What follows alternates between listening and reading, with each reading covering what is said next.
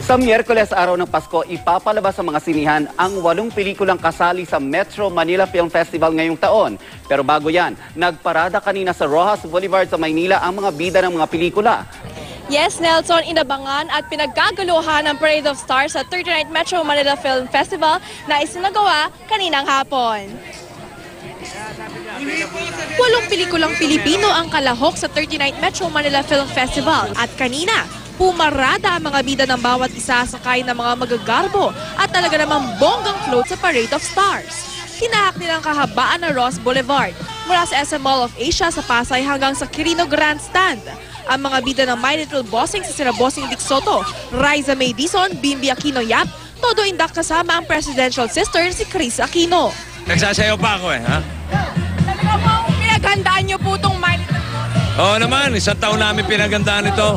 And very excited and I'm very proud of my little bossings, Bimbi and Raisa, and of course my original little bossing na si Aisa. Sabi ng mga sisters ko na the fact daw na at 6 years old, nagawa niya yan, first movie, and sabi nila lahat sila nung umiiyak si Bim, pati sila umiiyak. Matingkad na ginto at tila Las Vegas ang dating ng float ng pelikulang Golden Boy na pinagbibidahan ni E.R. Ejercito.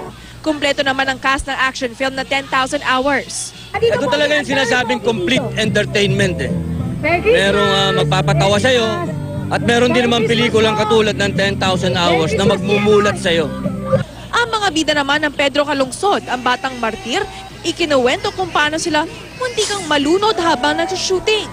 Nagpasalamat po ako kay Pedro Calungsod kasi po sa disgrasya po na mapapamak na kami, niligtas po niya kami.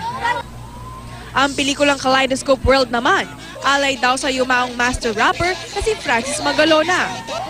Tampok din sa parada ang mga bida ng iba pang kalahok gaya ng Girl Boy Bakla Tomboy, Kimi Dora ang Kiemeng prequel at Pagpag Siyam na Buhay. Pansamantalang isinara ang ilang bahagi ng Roxas Boulevard para sa parada. Ang resulta, buhol-buhol na trapiko.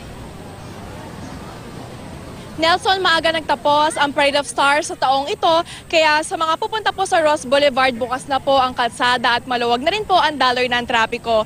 Magaganap naman ang awarding ng MMFF sa December 27. Atin muna ang latest, balik sa'yo, Nelson. Maraming salamat, Katati Bayan.